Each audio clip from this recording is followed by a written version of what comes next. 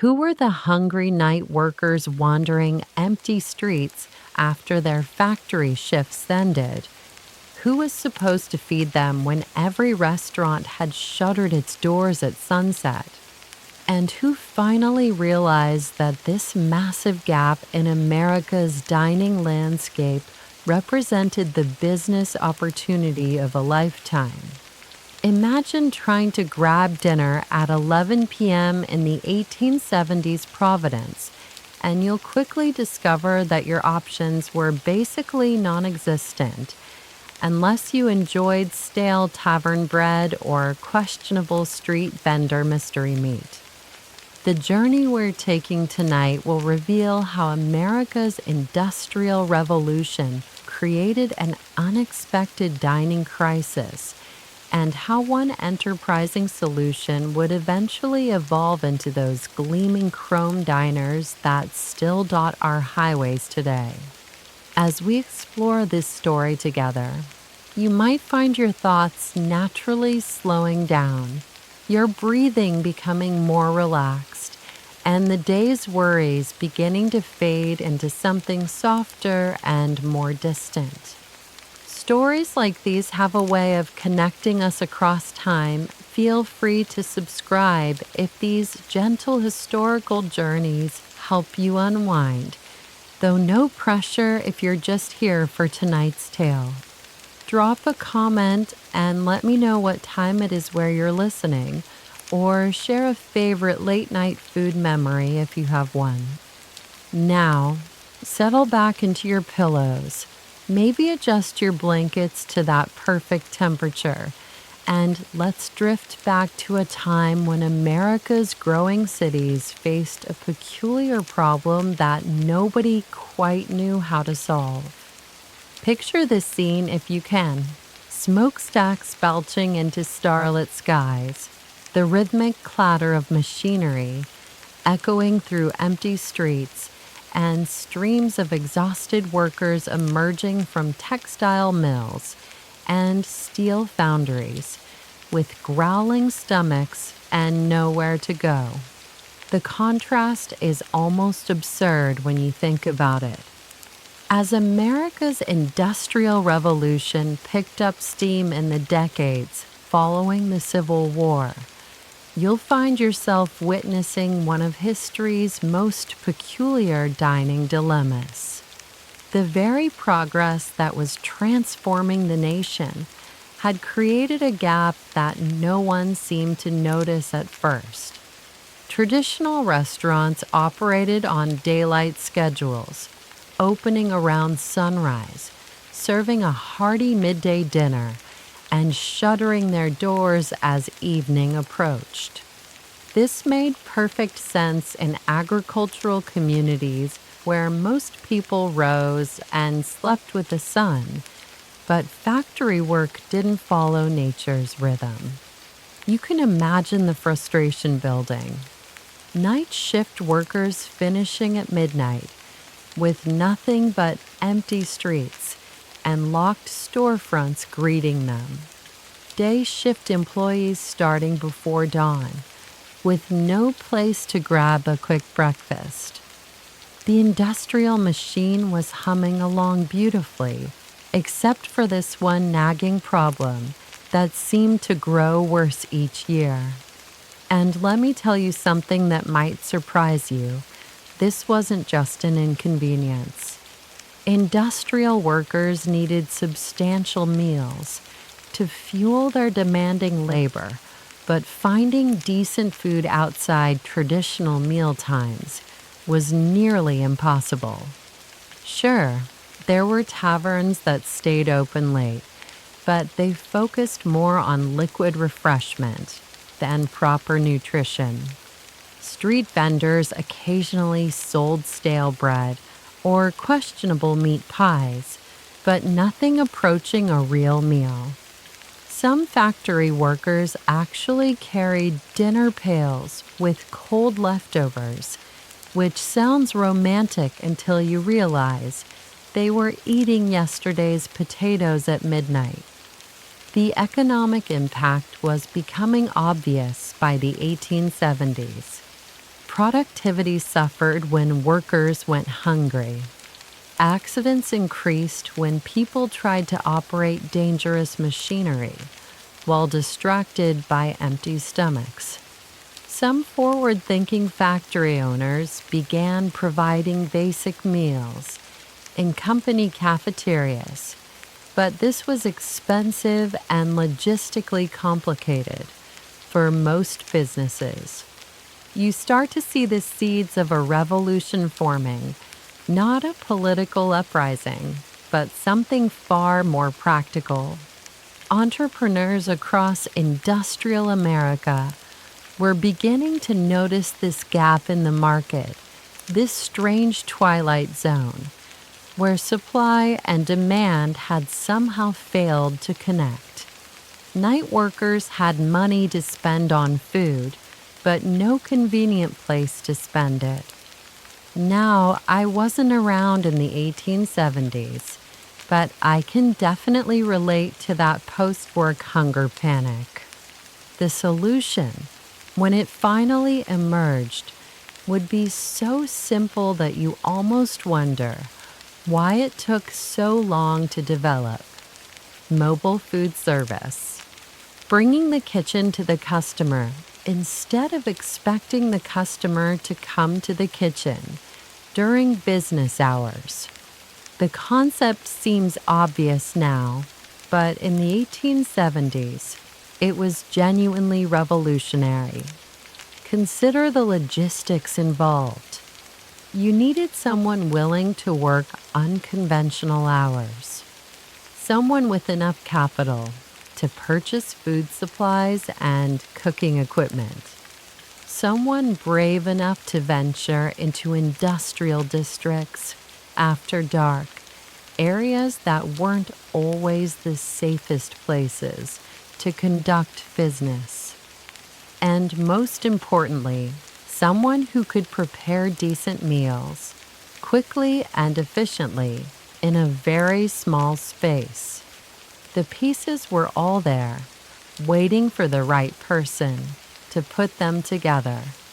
Industrial workers desperately needed convenient meal options. Traditional restaurants were missing out on significant evening revenue. Historians continue to puzzle over exactly when this dining crisis reached its tipping point, with some arguing it happened as early as the 1860s, while others point to the 1880s as the crucial decade. But somewhere in America's rapidly growing cities, a few enterprising individuals were about to solve this problem in a way that would eventually reshape how an entire nation thought about dining out. The stage was set for what historians would later recognize as the birth of a uniquely American institution, though the people living through this moment had no idea they were about to witness the creation of something so enduring. They were just hungry, and someone was finally going to do something about it. Now here's where the story gets interesting and where historians start raising their eyebrows at each other across dusty library tables. You're about to encounter one of those delightful historical mysteries where everyone claims to know the real truth, but the evidence tells a more complicated story. According to the most popular folklore, a 17-year-old named Walter Scott changed American dining forever when he began wheeling a small horse-drawn wagon through the streets of Providence, Rhode Island in 1872. The story goes that young Walter, frustrated by his own struggles to find decent food during late-night hours, decided to bring meals directly to workers finishing their shifts at local factories and newspaper offices. Picture this legendary scene, if you will.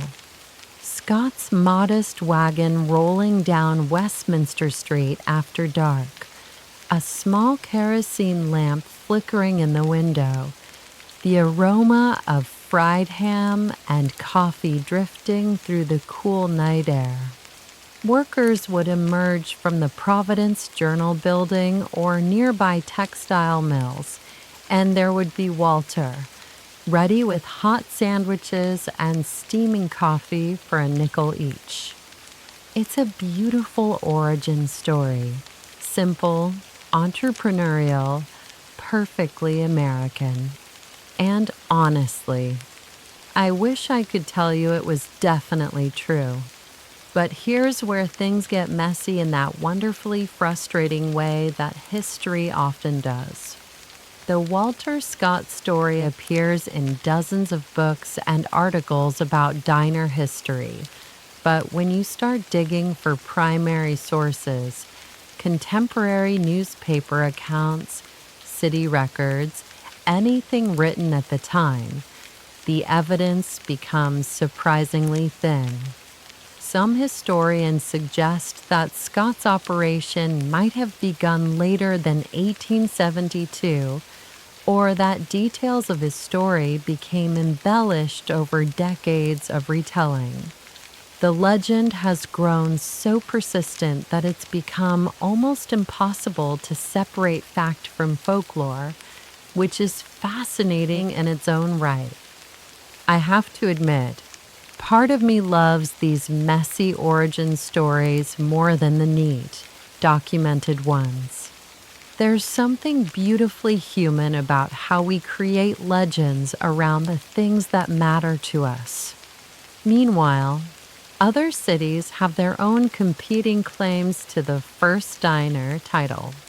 Worcester, Massachusetts points to Samuel Messer Jones, who definitely operated a documented lunch wagon by 1884. City records and contemporary newspaper advertisements confirm his business, making his claim more verifiable than Scott's legendary status. Jones even advertised meals at all hours in the Worcester Daily Spy, which gives us concrete proof of his operation. New York claims several early pioneers whose operations were recorded in contemporary sources. Philadelphia has its own stories of mobile food vendors serving factory districts. Even New Haven, Connecticut gets into the act with tales of lunch wagons serving Yale students in the 1870s. What makes this particularly intriguing is that these competing stories probably all contain elements of truth. The industrial dining crisis we explored earlier wasn't limited to one city. It was happening simultaneously across New England and beyond. Multiple entrepreneurs were likely experimenting with mobile food service around the same time, solving the same problem in similar ways.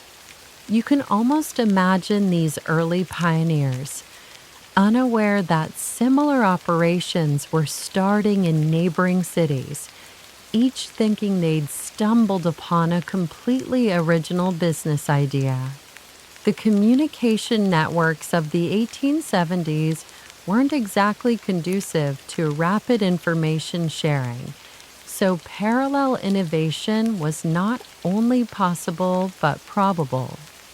The scholarly debate continues about who deserves credit for inventing the American diner, though some historians argue that the question itself misses the point. Rather than seeking a single founding father, we might better understand diner history as an evolution, multiple innovations building on each other as the concept spread from city to city.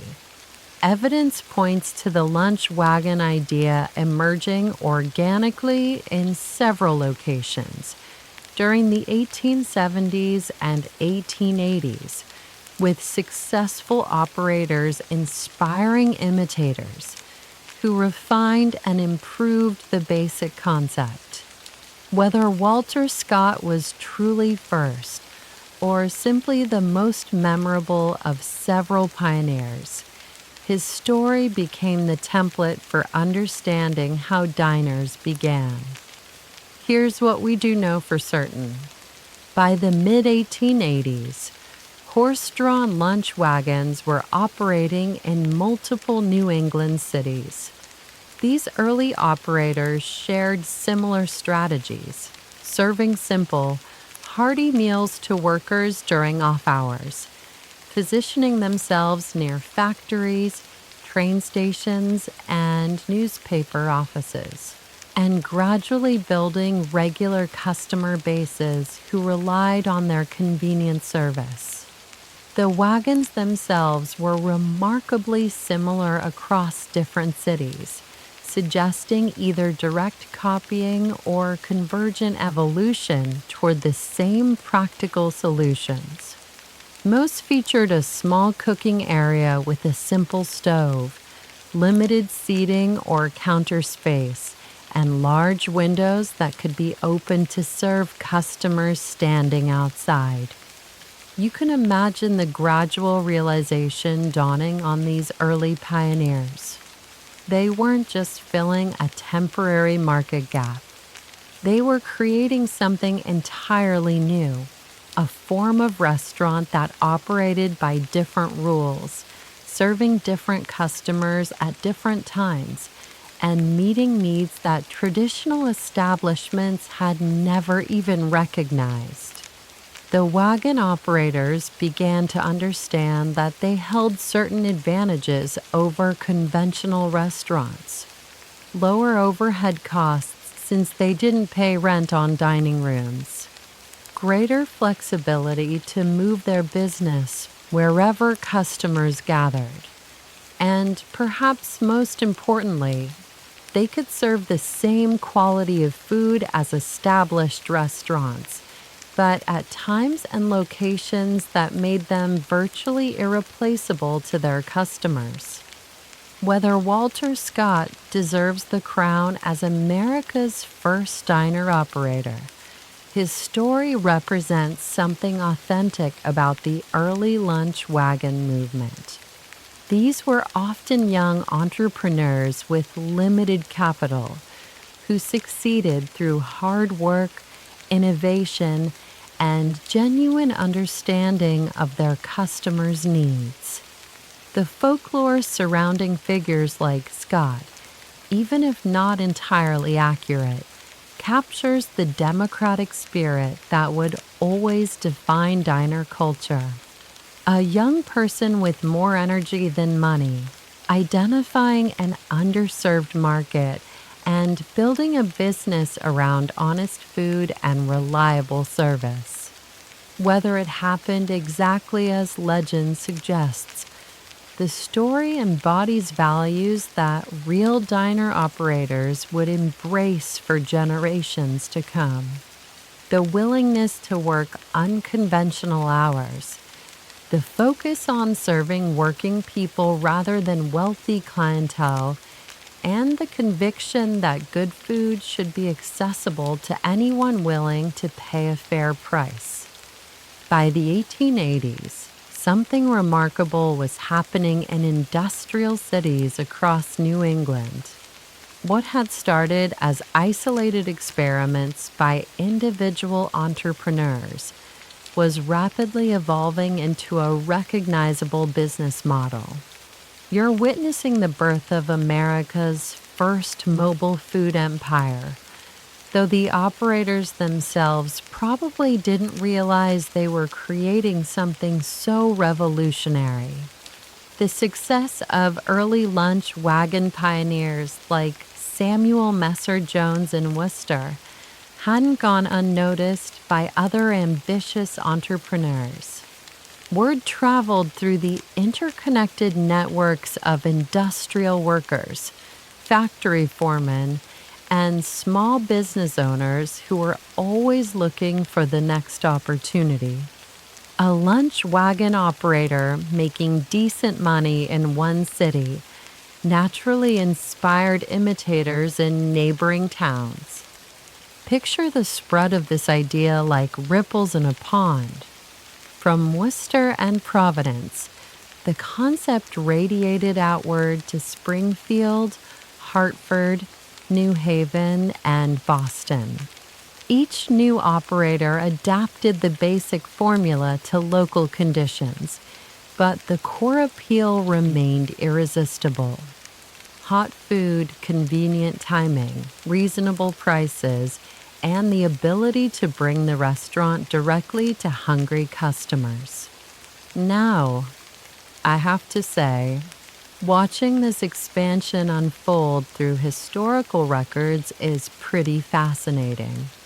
These weren't corporate franchises with standardized procedures and marketing campaigns.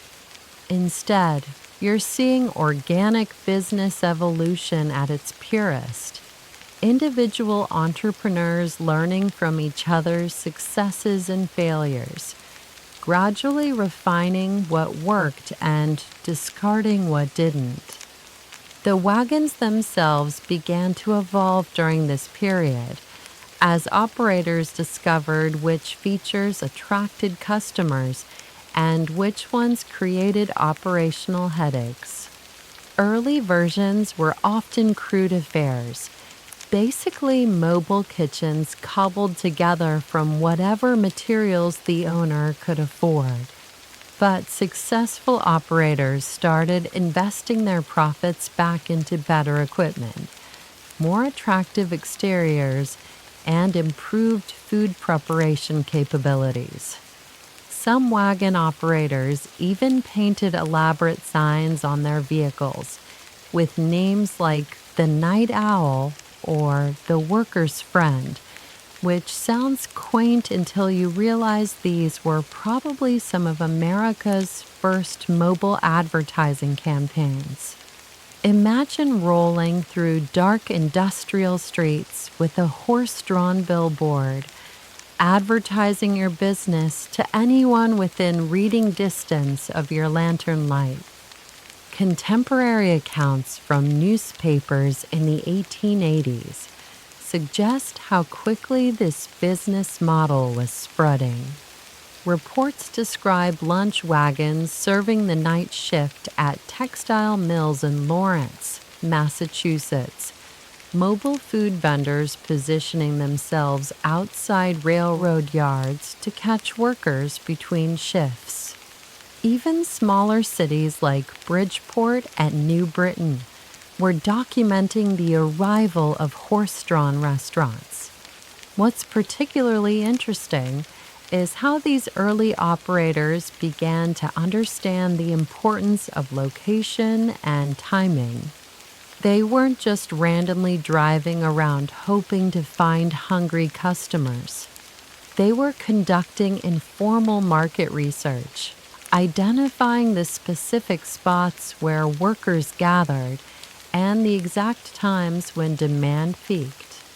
You can imagine these entrepreneurs, notebook in hand, timing factory shift changes, counting potential customers, and calculating how much food they'd need to prepare each night. Some historians suggest this represents one of the earliest examples of data-driven small business strategy in American commerce, though the data was mostly keen observation and trial-and-error experimentation.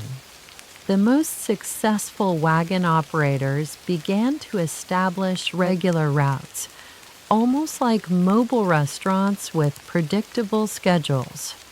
Workers knew that Joe's wagon would be outside the textile mill at 11:30 every night, or that Murphy's cart would park near the railroad depot every morning at 6. This reliability was crucial because hungry workers needed to know they could count on finding food when they needed it. Competition naturally emerged as the market grew, and this is where things get really interesting from a business history perspective. Rather than driving prices down to unsustainable levels, Many operators found ways to differentiate themselves. Some specialized in heartier meals for heavy industrial workers. Others focused on quicker snacks for clerks and office employees working late hours. Menu innovation began to appear as wagon operators experimented with foods that traveled well, cooked quickly, and satisfied their specific customer base. Ham and egg sandwiches became standard fare, along with coffee that was strong enough to keep night shift workers alert. Some enterprising operators even began offering simple desserts, recognizing that workers appreciated small luxuries after long, difficult shifts. Researchers continue to debate whether this expansion represented genuine business innovation or simply the natural spread of an obvious solution to a widespread problem. The evidence suggests elements of both, with successful operators clearly learning from each other while also adapting to local market conditions in creative ways. The economic impact of this lunch wagon boom was becoming impossible to ignore by the late 1880s. These mobile restaurants were generating significant revenue, employing not just the operators themselves, but also suppliers, food preparers, and even specialized craftsmen who began building vehicles specifically designed for mobile food service. City officials started taking notice too, though their reactions were mixed. Some welcomed the lunch wagons as legitimate businesses that served working people and generated tax revenue. Others worried about sanitation, traffic congestion, and competition with established restaurants who were beginning to complain about these mobile competitors. You start to see the emergence of informal industry standards during this period, as successful operators shared knowledge about what worked. The most effective wagon designs, the most popular menu items, the best strategies for dealing with local authorities. All of this practical wisdom began circulating through networks of lunch wagon entrepreneurs. By the late 1880s, companies specializing in lunch wagon construction were beginning to emerge, laying the groundwork for what would become major manufacturers like the Worcester Lunch Car Company. What started as individual solutions to local dining problems had evolved into a recognizable business model that was spreading rapidly across industrial America.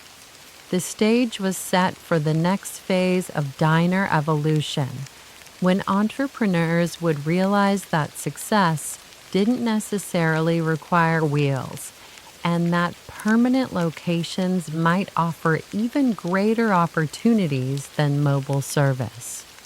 But that transformation would bring its own challenges and opportunities. Success, as any entrepreneur will tell you, often brings unexpected complications. By the early 1890s, lunch wagon operators across New England were discovering that their mobile restaurants had attracted some very unwelcome attention. You're about to witness the first great battle between innovation and establishment, a conflict that would fundamentally reshape how America thought about street food. The established restaurant owners had been watching the lunch wagon boom with growing alarm and, frankly, growing resentment.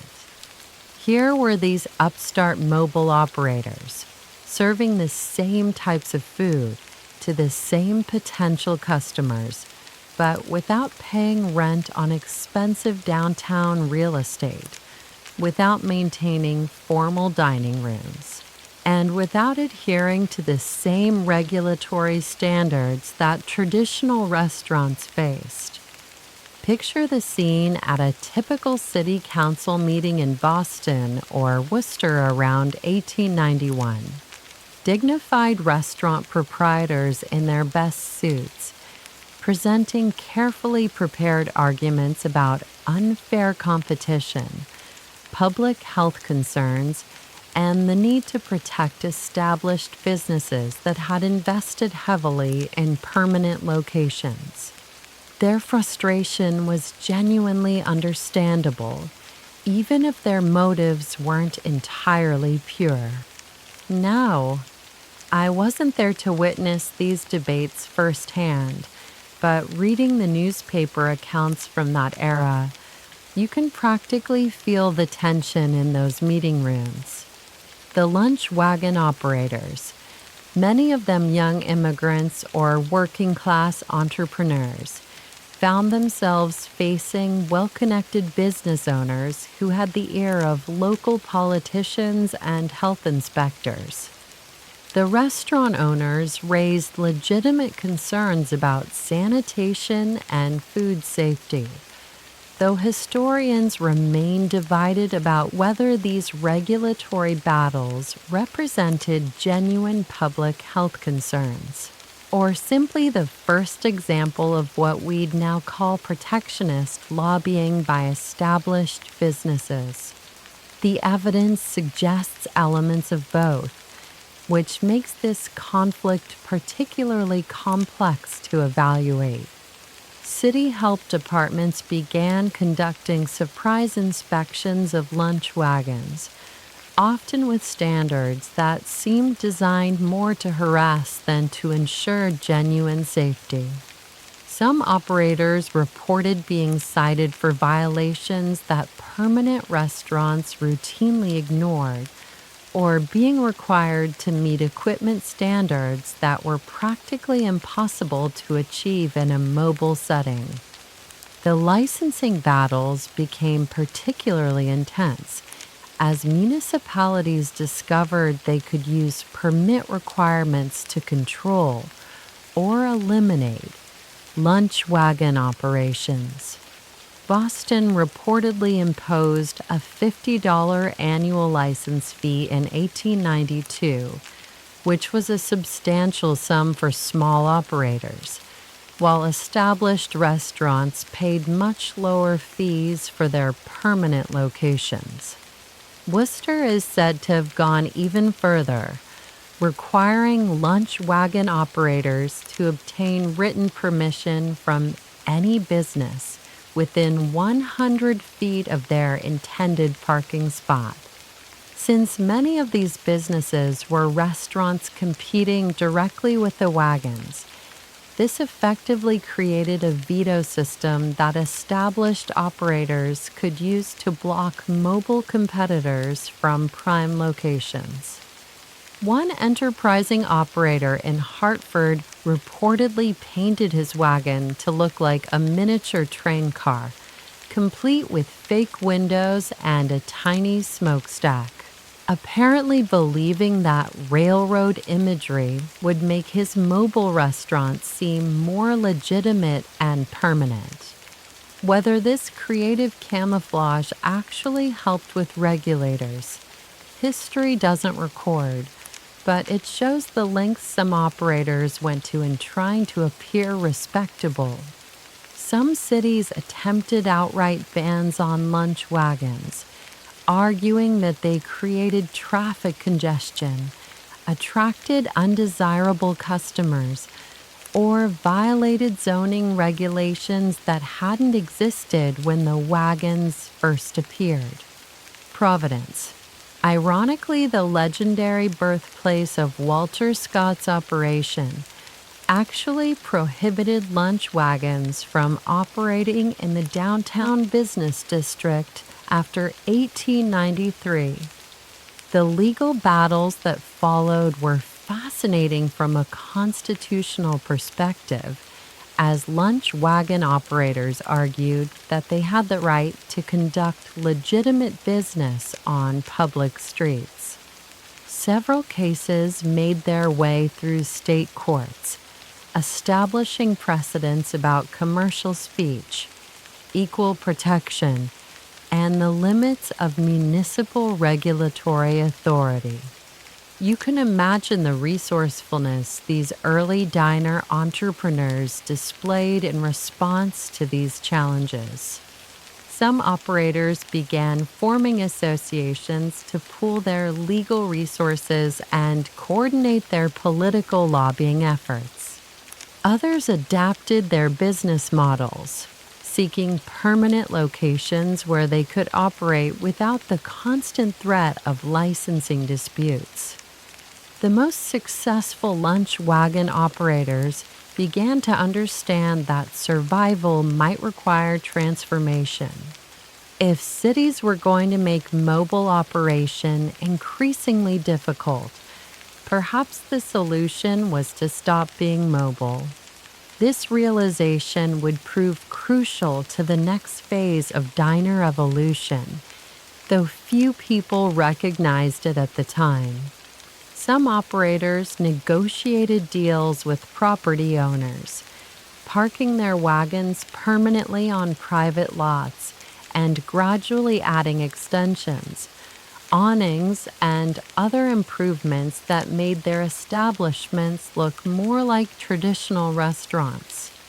These hybrid operations, part wagon, part building, represented an important transitional form in diner architecture. Meanwhile, the manufacturers who had been building lunch wagons began adapting their designs to meet the changing market. If operators needed wagons that could function as permanent restaurants, then builders would create structures that looked more substantial, more respectable, and more capable of satisfying health department requirements. The irony of this regulatory crackdown was that it probably accelerated the development of what we now recognize as classic American diners. By forcing mobile operators to become stationary, cities inadvertently encouraged the creation of small, efficient, democratically accessible restaurants that would become beloved institutions. Not all lunch wagon operators survived this transition period. Many gave up rather than fight expensive legal battles or invest in permanent locations. But the ones who persevered, who adapted their business models and found ways to work within evolving regulations, laid the foundation for the golden age of diner culture that was still decades away. The stage was being set for a new kind of dining establishment, one that would combine the efficiency and accessibility of lunch wagons with the stability and respectability that cities demanded from permanent restaurants. The transformation wouldn't be easy, but it would ultimately create something more enduring than anyone involved could have imagined. Enter Jerry O'Mahony, a name that would become legendary in diner history, though the man himself started with little more than ambitious dreams and a keen eye for opportunity. By the early 1900s, you're witnessing the transformation of lunch wagon construction from a cottage industry of individual craftsmen into something approaching mass production. And Jerry O'Mahony was about to revolutionize everything. O'Mahony had been watching the regulatory battles between lunch wagon operators and city authorities with the calculating gaze of a born entrepreneur. While other people saw conflict and confusion, he saw a business opportunity that nobody else had fully recognized. If lunch wagons were being forced to become more permanent, more respectable, more substantial, then someone needed to build wagons that could meet those evolving demands. Picture the scene in Bayonne, New Jersey, around 1913, when O'Mahony established what would become the most famous diner manufacturing company in American history. His workshop wasn't much to look at initially, just a converted warehouse where a small team of skilled craftsmen began building lunch wagons that were unlike anything the industry had seen before. Now, I have to admit, there's something deeply satisfying about watching a craftsman perfect his trade through historical records.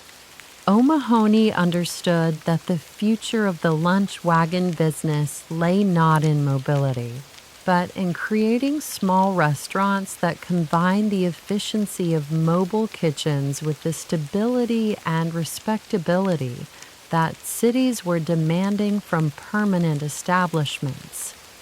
His early designs were revolutionary for their attention to both function and appearance.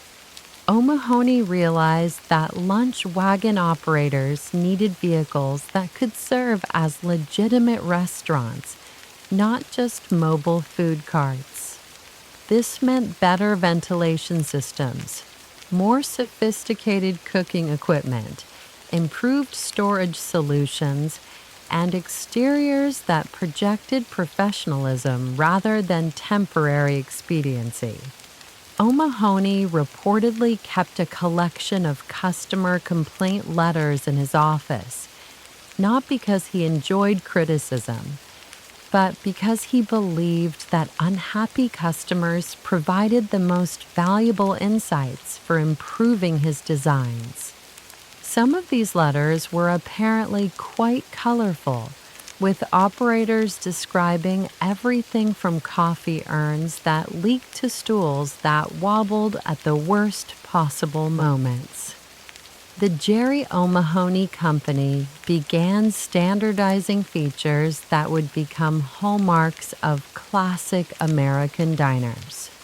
Long counters with comfortable stools, efficient galley-style kitchens where one or two cooks could prepare multiple orders simultaneously, and large windows that made the interior visible and welcoming to potential customers.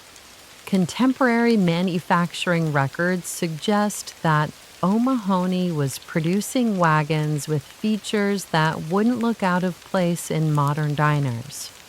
Built-in coffee urns, steam tables for keeping food warm, refrigeration compartments, and even primitive ventilation fans that helped control cooking odors and heat.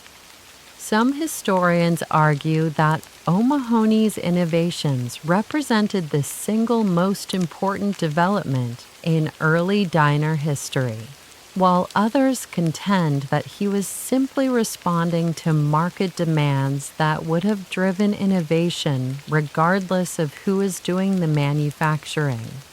The truth probably lies somewhere between these positions, as it often does with questions of historical causation.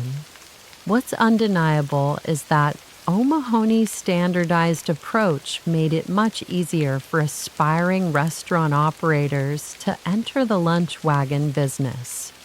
His company offered complete packages, including not just the physical structure, but also equipment, initial supplies, and even basic training in restaurant operations. For many working-class entrepreneurs, this represented their first realistic opportunity to own a restaurant business. The assembly line techniques that O'Mahony pioneered allowed his company to build wagons more quickly and consistently than individual craftsmen could manage.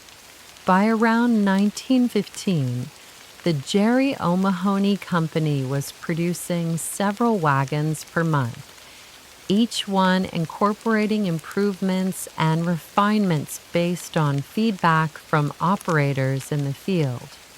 You can imagine the excitement of a new lunch wagon operator taking delivery of a gleaming O'Mahony diner, complete with polished chrome fixtures, efficient workspace layouts, and all the equipment needed to start serving customers immediately.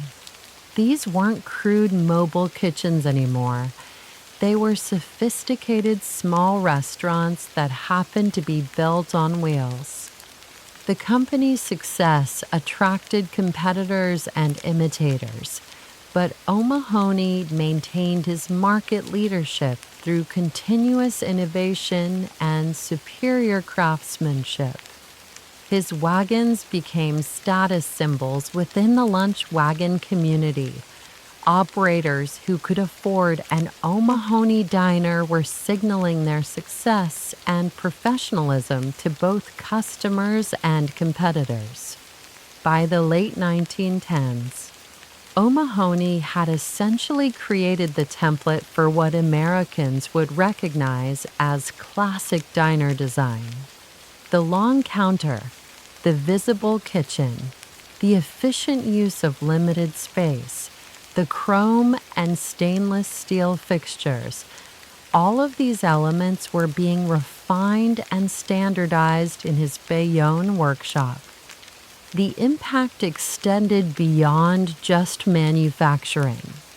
O'Mahony's standardized designs made it easier for operators to train staff, order supplies, and maintain their equipment. When lunch wagon operators across the country were using similar layouts and equipment, they could share knowledge and best practices more effectively. Perhaps most importantly, O'Mahony's professional approach helped legitimize the entire lunch wagon industry. His well-built, attractive diners looked like serious business ventures rather than temporary expedients. This visual credibility was crucial in winning over skeptical city officials, health inspectors, and middle-class customers who might have been reluctant to patronize cruder mobile operations. The stage was being set for the golden age of diner culture, when these efficient, democratically accessible restaurants would become beloved institutions in communities across America. O'Mahony's contribution to that transformation, through his innovative manufacturing approach and commitment to quality, cannot be overstated. But the real test of his designs would come in the decades ahead, as America's transportation networks expanded, as cities grew and changed, and as social and economic pressures reshaped how Americans thought about dining out. The foundation had been laid, but the story was far from over. The 1920s and 30s would prove to be the golden age of diner design, when these humble lunch wagons evolved into the gleaming chrome palaces that still capture our imagination today. You're about to witness one of the most remarkable transformations in American commercial architecture, as practical necessity merged with artistic ambition to create something uniquely beautiful. Picture the America of 1925. Jazz was reshaping popular music. Automobiles were becoming affordable for middle-class families, and a new aesthetic movement called Art Deco was influencing everything from skyscrapers to toasters. The timing couldn't have been more perfect for diners to reinvent themselves as symbols of modernity and progress. The manufacturers who had learned their craft building practical lunch wagons suddenly found themselves designing what were essentially small-scale architectural marvels. Jerry O'Mahony's company led the way, but competitors like the Worcester Lunch Car Company, the Coleman Company, and others began pushing the boundaries of what a diner could look like. Now, I have to say, looking at photographs of diners from this era feels like discovering a lost civilization of chrome and neon. These weren't just restaurants, they were statements about American optimism, technological progress, and the democratic promise that beautiful design shouldn't be reserved for the wealthy. The streamlined aesthetic that emerged during this period drew inspiration from railroad cars, ocean liners, and the emerging field of industrial design. Diners began featuring curved corners, horizontal lines that emphasized speed and movement, and exterior surfaces clad in porcelain enamel that gleamed like jewelry under streetlights. One manufacturer reportedly created a diner with a small pipe organ built into the counter, believing that live music would attract customers during slow periods. The idea never caught on, partly because the organ took up valuable storage space, and partly because finding diner operators who could both cook eggs and play hymns proved surprisingly difficult. Stainless steel became the material of choice for both practical and aesthetic reasons. It was durable, easy to clean, and reflected light in ways that made even small diners appear bright and spacious.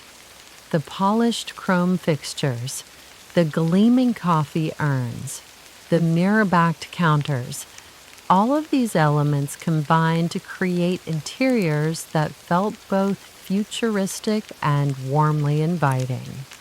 Contemporary design magazines began featuring diners as examples of successful modern architecture, praising their efficient use of space, their integration of form and function, and their ability to create memorable visual experiences within very modest budgets.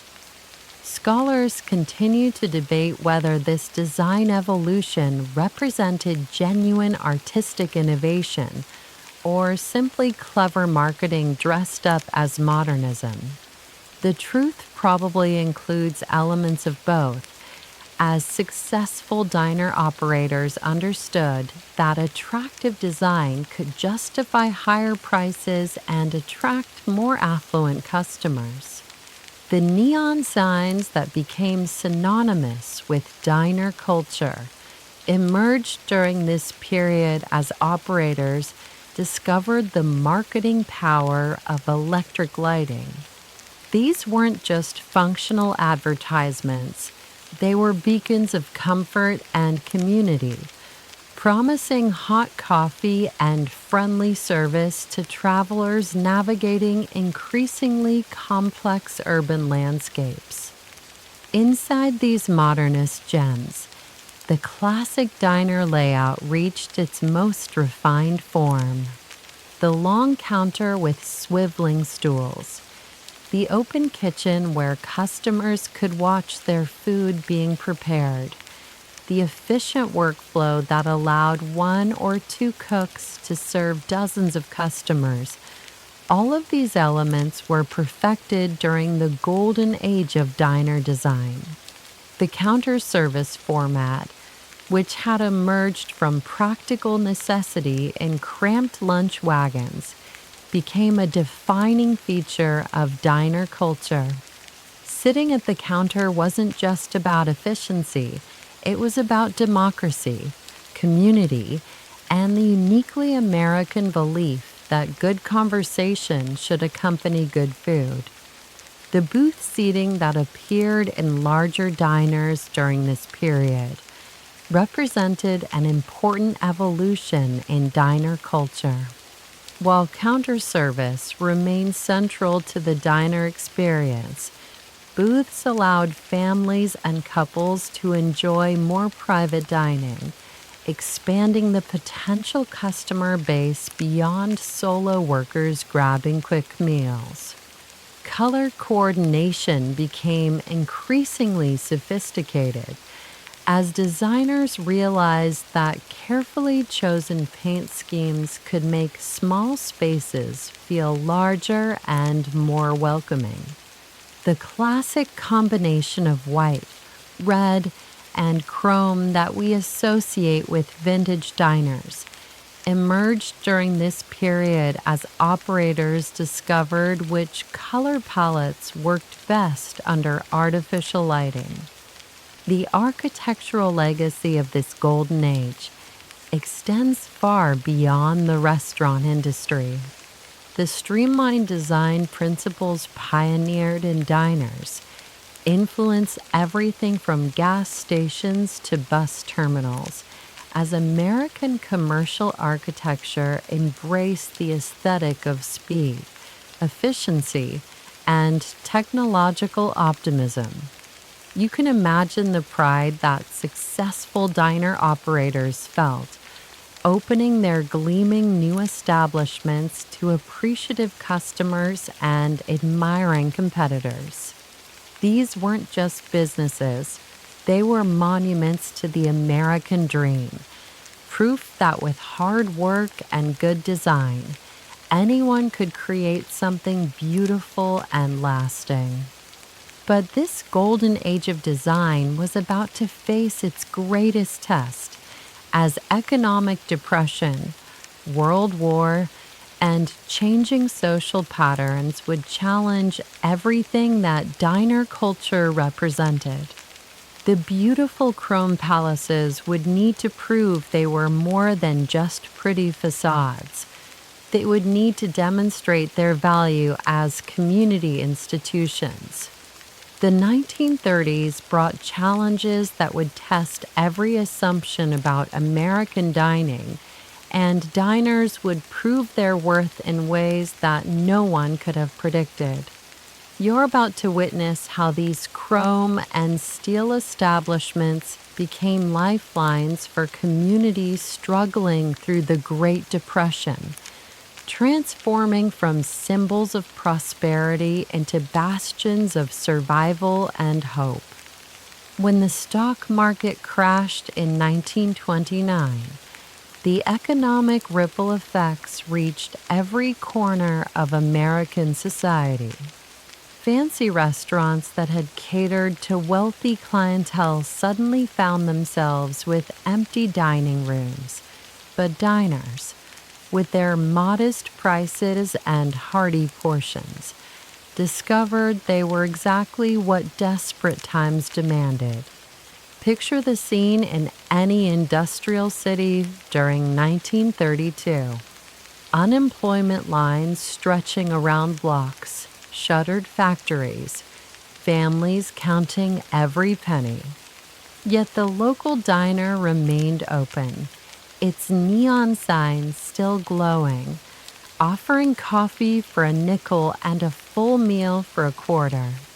For many Americans, diners became the last affordable luxury in an increasingly austere world. Now, I find it remarkable how economic crisis revealed the true social function of these establishments. Diners weren't just restaurants, they were community centers, employment offices, and informal social services all rolled into one. Unemployed workers would nurse a single cup of coffee for hours, reading newspapers, sharing job leads, and maintaining some connection to normal social life. Diner operators faced impossible choices during these years. Lower prices to help struggling customers, or maintain profit margins to keep their businesses alive. Many found creative solutions, offering smaller portions at reduced prices, extending credit to regular customers, or allowing people to work off meals by washing dishes or sweeping floors. The democratic ethos that had always defined diner culture became even more pronounced during the Depression. A banker who had lost his job might sit next to a factory worker, both ordering the same modest meal, both facing similar uncertainties about the future. Class distinctions that had seemed permanent temporarily dissolved at the lunch counter. Some diners became unofficial headquarters for labor organizing as workers gathered to discuss union activities, plan strikes, or coordinate mutual aid efforts. The open layout and community atmosphere made these establishments natural meeting places for people who couldn't afford to rent formal meeting spaces. One diner operator in Detroit reportedly kept a tab book for unemployed auto workers, letting them eat on credit with the understanding that they'd pay when they found work again. The book grew to include hundreds of names during the worst years, but remarkably, most customers eventually settled their accounts when better times returned. Contemporary social workers noted that diners served functions that traditional charitable organizations couldn't replicate. They provided dignity along with nutrition, allowing people to purchase meals rather than accept charity, and maintaining social connections that helped prevent the isolation and despair that often accompanied economic hardship. Historians continue to debate whether diner operators' generosity during the Depression represented genuine altruism or calculated business strategy designed to maintain customer loyalty for future prosperity. The reality probably varied from operator to operator, but the overall impact was undeniably positive for struggling communities. The menu innovations that emerged during this period reflected both economic necessity and culinary creativity. Diner cooks became masters of stretching ingredients, creating filling meals from inexpensive components, and developing recipes that would become classics of American comfort food. Meatloaf, hash, hearty soups, all perfected in diner kitchens during lean years. Coffee became even more central to diner culture during the Depression, as operators realized that customers would pay for caffeine and warmth even when they couldn't afford food. Some diners offered bottomless coffee, allowing customers to sit for hours on a single purchase, understanding that human company was often as valuable as nutrition. The design philosophy of diners, with their efficient use of space and durable materials, proved perfectly suited to hard times. While elaborate restaurants struggled with high overhead costs, diners could operate profitably on much smaller margins, serving many more customers in compact, easy-to-maintain spaces. As the Depression gradually lifted in the late 1930s, many diner operators found that their reputation for reliability and community service had created intensely loyal customer bases. People remembered which establishments had helped them through difficult times and rewarded that loyalty with continued patronage as their economic situations improved. The social bonds forged in diners during the Depression would prove crucial during the next great challenge facing American communities. As war clouds gathered in Europe and the Pacific, these chrome and steel establishments had already demonstrated their ability to serve as anchors of stability, sources of comfort, and symbols of resilience in the face of uncertainty. The stage was set for diners to play an even more crucial role as America mobilized for World War II and communities faced new challenges of rationing, separation, and social transformation. The lessons learned during the Depression about community, mutual aid, and the power of shared meals would serve diner culture well in the trials ahead. The 1950s marked a pivotal transformation in American life, and diners found themselves perfectly positioned to serve a nation on the move. You're about to witness how these chrome establishments evolved from urban corner fixtures into roadside institutions that would define the experience of post-war mobility and suburban expansion. The war had ended. Soldiers were returning home with new perspectives and restless energy, and America was building an infrastructure that would reshape how people lived, worked, and traveled. The Federal Highway Act was creating ribbons of asphalt that connected distant cities, and diners began following these roads like chrome breadcrumbs scattered across the American landscape. Picture the scene along Route 66 or the newly constructed interstate highways around 1955. Every few miles, a gleaming diner would appear beside the road, its neon sign promising travelers a familiar meal, clean restrooms, and a brief respite from the hypnotic rhythm of highway driving. Now, I have to say, there's something almost poetic about how diners adapted to automobile culture. These establishments had always been about convenience and efficiency, but now they needed to serve customers who were traveling at unprecedented speeds, covering distances that would have been unimaginable just a generation earlier. The architecture of highway diners evolved to catch the attention of drivers moving at 50 or 60 miles per hour. Larger signs, bolder colors, and distinctive shapes that could be recognized instantly from a distance. Some operators began using architectural elements borrowed from space-age design, creating buildings that looked like they might launch into orbit at any moment.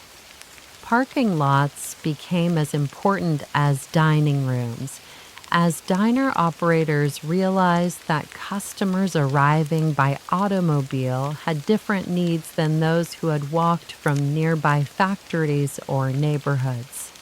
The romance of car culture merged with diner culture, creating a uniquely American dining experience that celebrated both mobility and comfort. Menu offerings expanded to accommodate families traveling together, rather than just individual workers grabbing quick meals. Children's portions appeared, along with desserts that could satisfy a family celebrating a successful day of travel.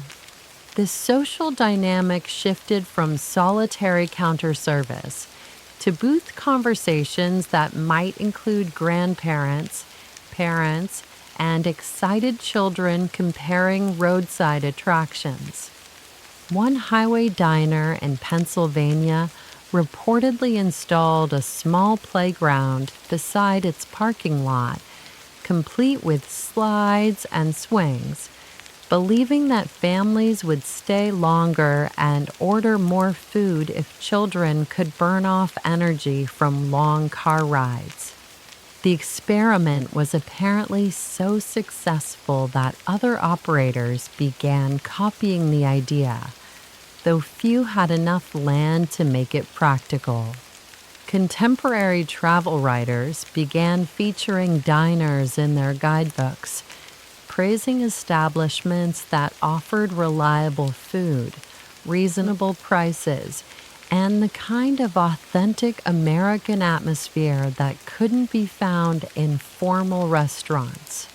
Diners became destinations in their own right, not just convenient stops along the way to somewhere else. The standardization that had begun with manufacturers like Jerry O'Mahony proved crucial during this expansion period. Travelers could visit a diner hundreds of miles from home and find familiar menu items, similar layouts, and comparable service standards. This consistency was reassuring for families venturing into unfamiliar territory. Scholars continue to analyze whether the highway diner boom represented genuine cultural innovation or simply the commercialization of nostalgia for simpler times. The evidence suggests that both forces were at work, as operators balanced modern efficiency with deliberate appeals to traditional American values. The economic impact of highway diners extended far beyond the restaurant industry. These establishments often anchored small commercial districts that included gas stations, motels, and souvenir shops. Many small towns along major highways owed their survival to the traffic generated by strategically located diners. Regional variations began to emerge as diners spread across the country. Southwestern diners might feature Mexican-influenced menu items, while New England establishments maintained their traditional focus on hearty breakfast fare and comfort foods. This regional adaptation helped diners feel authentically local, even when they were part of larger cultural trends.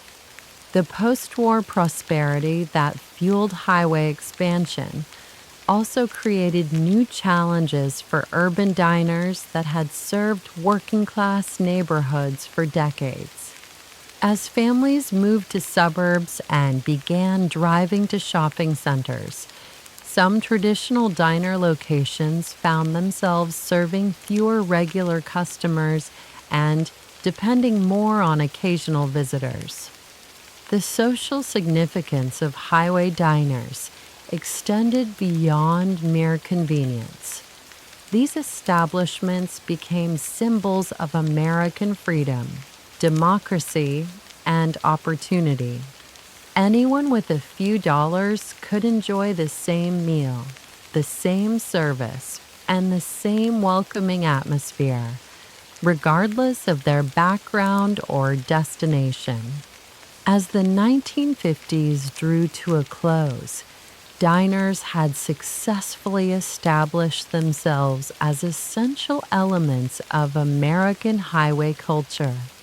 But new challenges were emerging as fast food chains began experimenting with concepts that promised even greater speed and standardization, potentially threatening the very qualities that made diners special. The stage was set for the next phase of diner evolution, when these beloved institutions would need to prove their continued relevance in an increasingly corporate and efficiency-driven food service landscape. The 1970s and 80s would prove to be the most challenging period in diner history, as these beloved institutions faced an existential threat from a new kind of competitor that promised to revolutionize American dining. You're about to witness how traditional diners nearly vanished from the landscape, overwhelmed by the relentless efficiency of fast food chains and changing consumer expectations. The rise of McDonald's, Burger King, and other franchise operations represented everything that diners were not.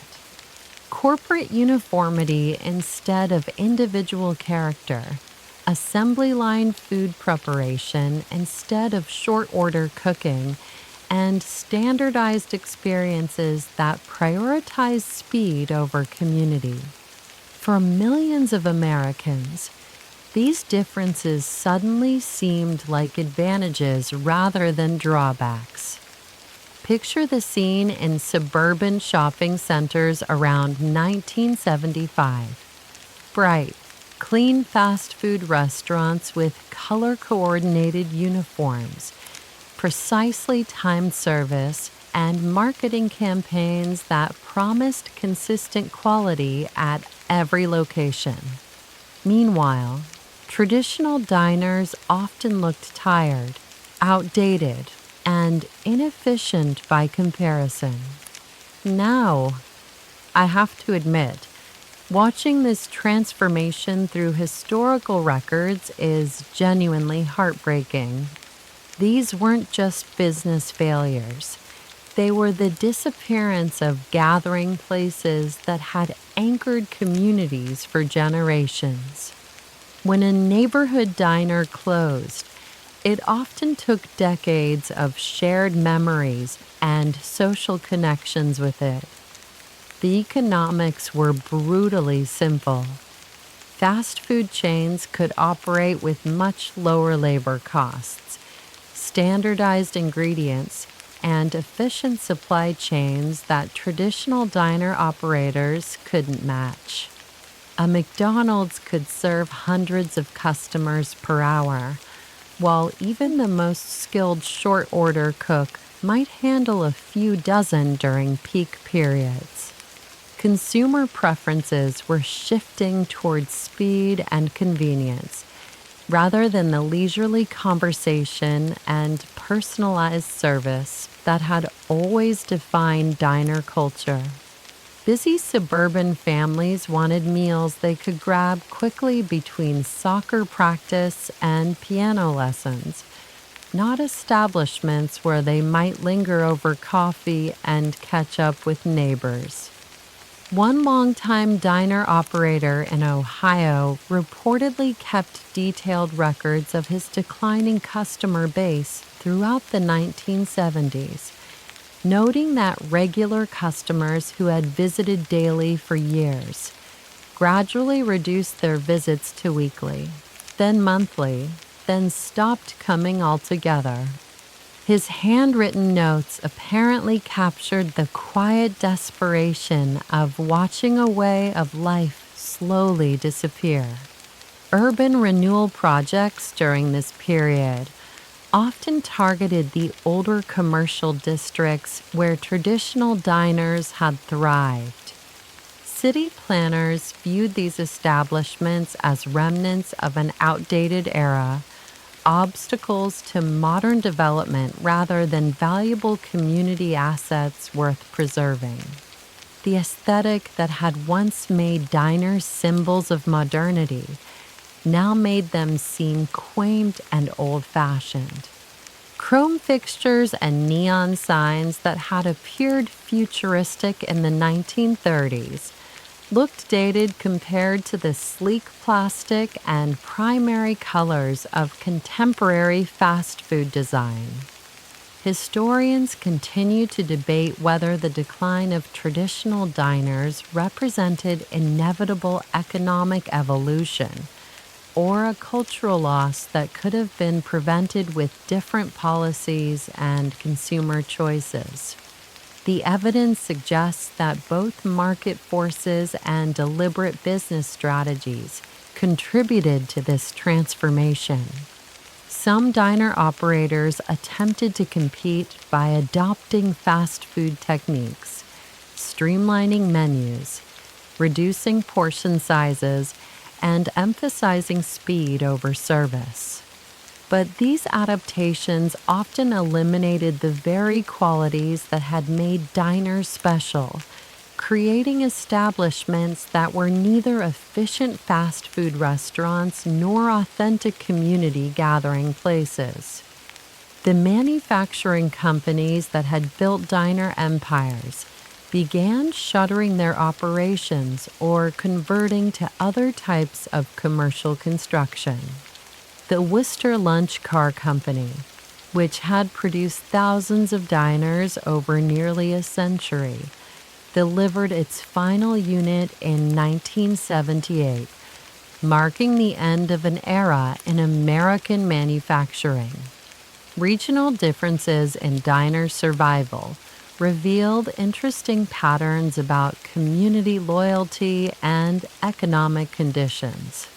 Areas with strong working-class traditions, stable neighborhoods, and resistance to suburban sprawl often maintained their diner culture longer than rapidly changing metropolitan areas. The social cost of this transformation extended beyond the restaurant industry.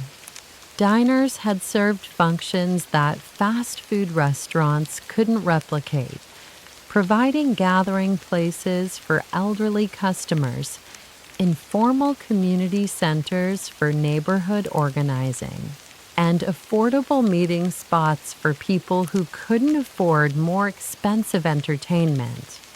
By the early 1980s, many observers were writing obituaries for diner culture, predicting that these establishments would soon exist only in museums and nostalgic Hollywood films.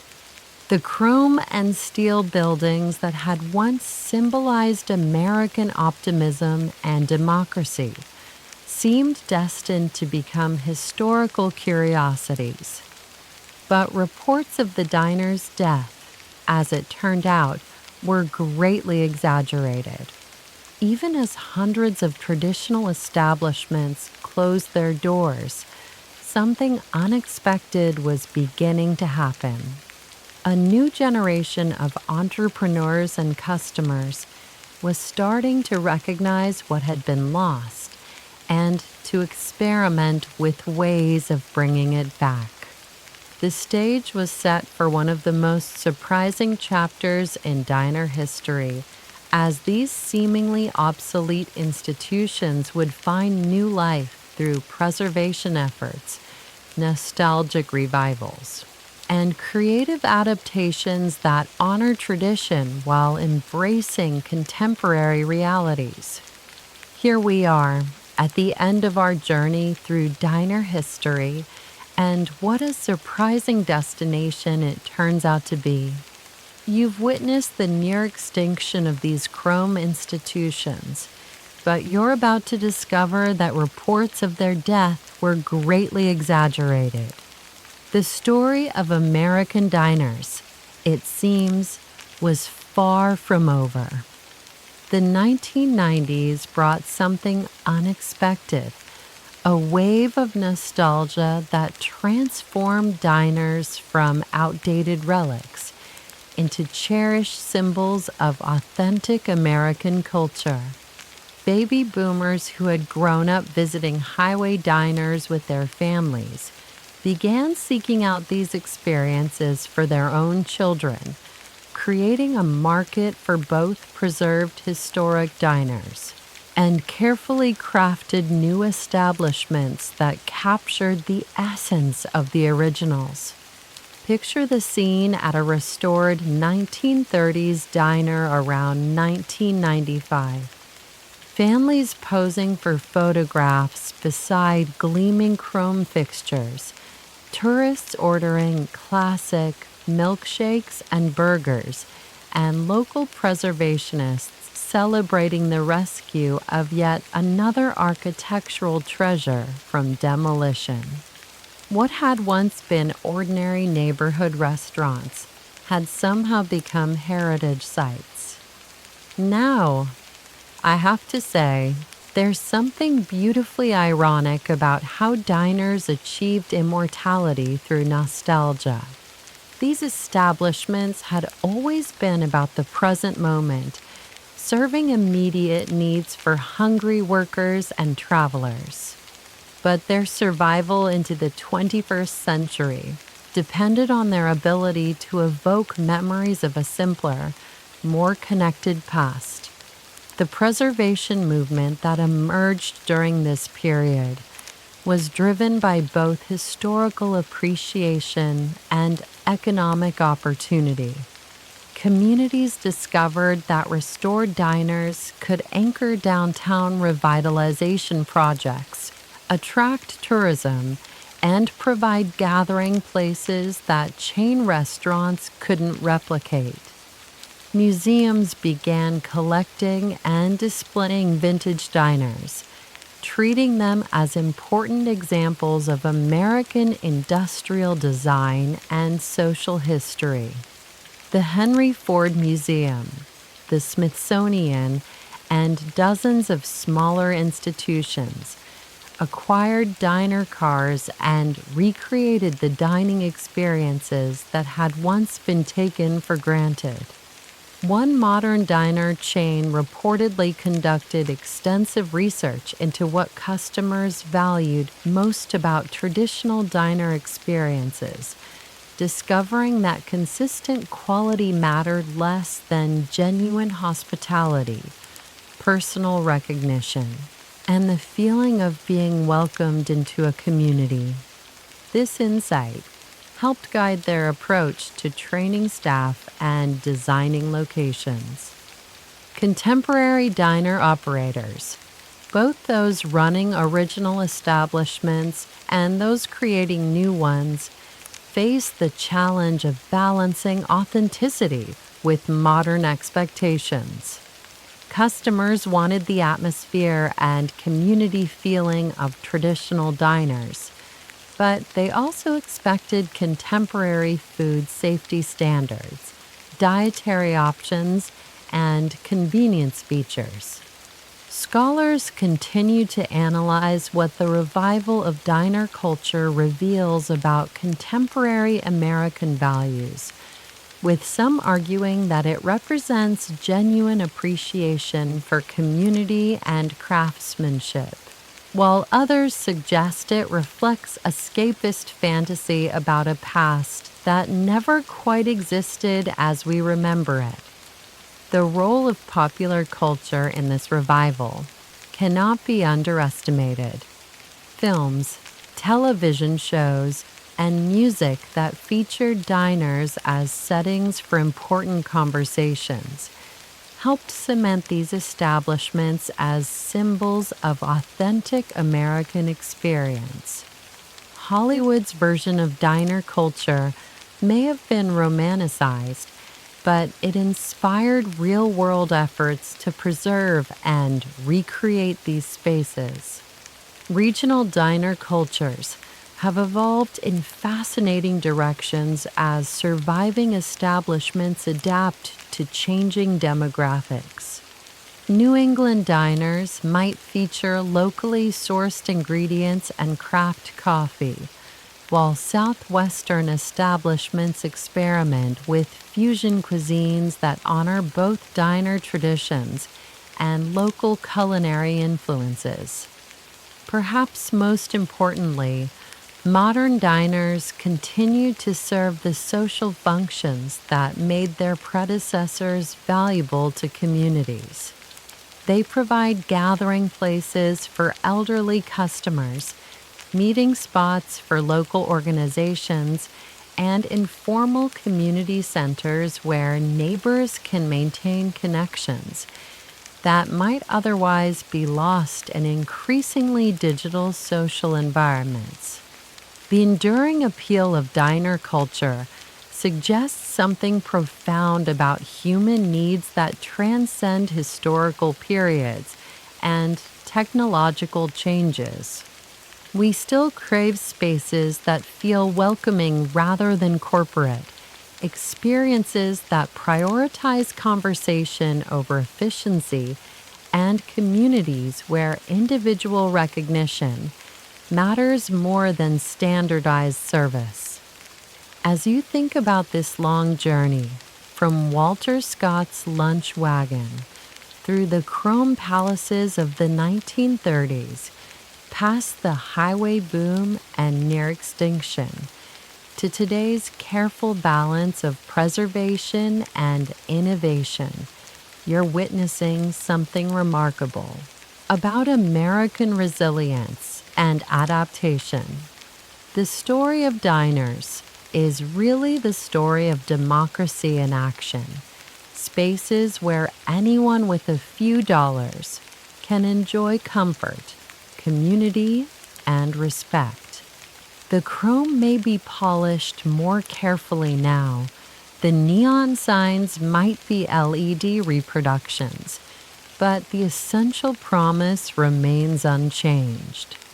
Come as you are, you'll find good food, fair prices, and genuine hospitality.